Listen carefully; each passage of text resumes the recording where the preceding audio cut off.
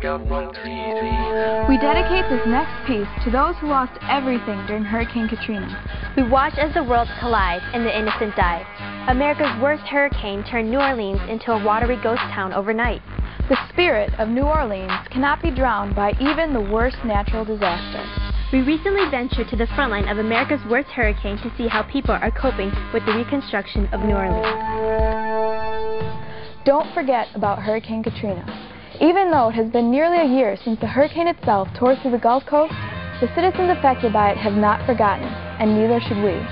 The levels at which Hurricane Katrina affected the city of New Orleans ranges from emotional to economical to environmental, which is why it is important to take a closer look at just how Hurricane Katrina affected the lives of its victims. I went to work, and they were like preparing for a storm, and I was like, well, what are we doing all this for? That's when they told me, like, there is a Category 5 hurricane in the Gulf. I was like, there was?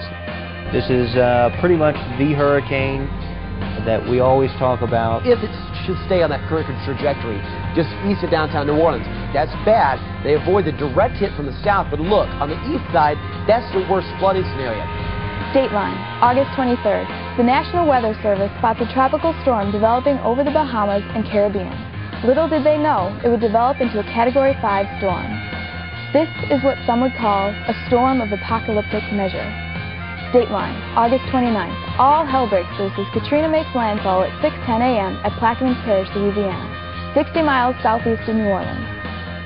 I was here when it started, and I was caught in the flood, and it was really horrible. You had to really be here to really see what really went on. Well, really, the way things were, it looked like that the world was coming to an end. It was hard. It was like, I mean, I can't explain it.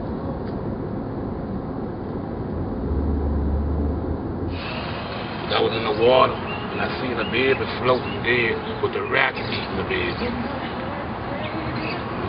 We were informed by the sheriff's department that we had better get out of New Orleans because there was a great deal of looting going on, and he was very, very concerned for our safety. This is not a test.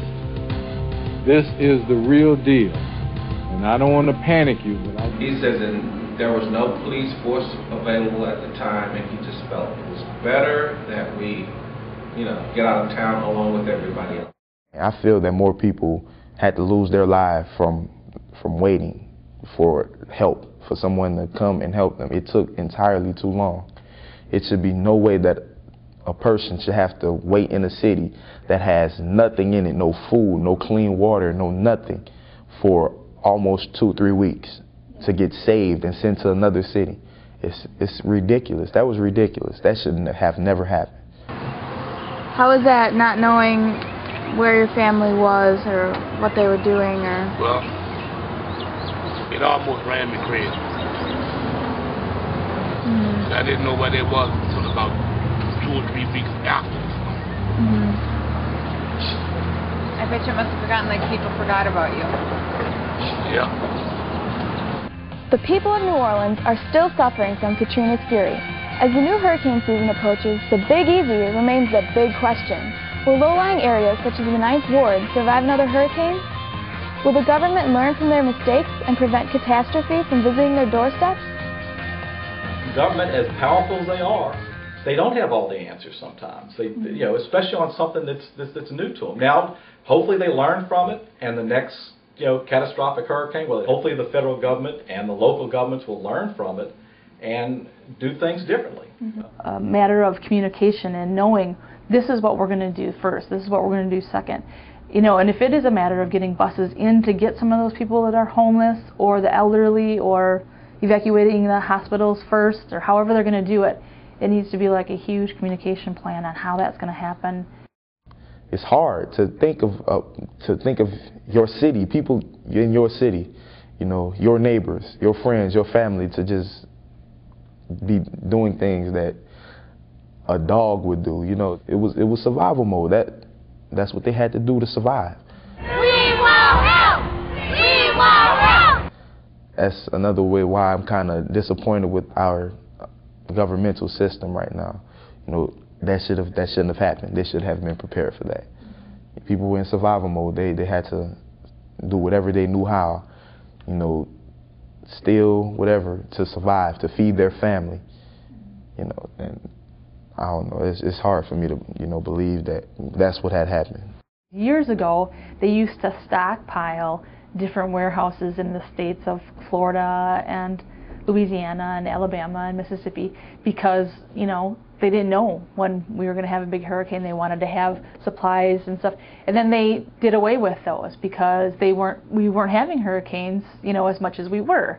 So, but now they're actually going back to that again, and they're going to stockpile items in a lot of these states so that we're able to set up more shelters than we did. And I think, you know, this hurricane season is going to be, if we get some major storms, it's going to be a good indication of how the government's going to respond to these now and in the future.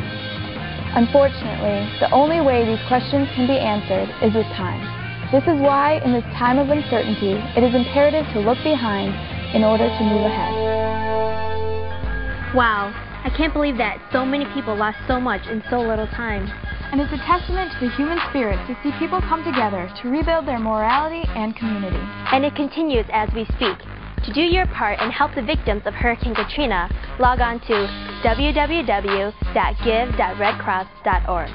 Stay tuned because we've got a conversation with R&B sensation Chris Brown about music, relationships, and making it in the business.